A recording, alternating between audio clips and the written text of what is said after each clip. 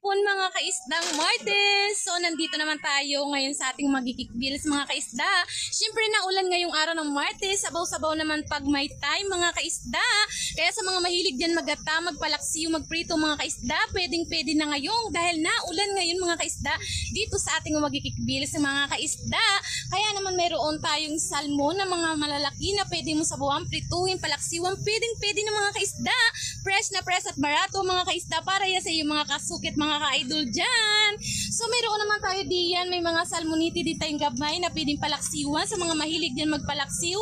Pwedeng-pwede na mga kaisda sa mga salmoniti, sa mga ka-idol natin dyan. Pwedeng-pwede mga kaisda. 120 lang ating baligyan sa salmoniti mga kaisda. 60 lang ang tuha mga kaisda. Kung ako sa'yo, bumili ka na nga mga kaisda. Pwedeng-pwedeng humabol mga kaisda ngayong araw ng Martes dito sa magkikikbilis mga kaisda. So may mga lakot din tayo mga kaisda, may mga tunong-tunong mga kaisda. So may mga matanta.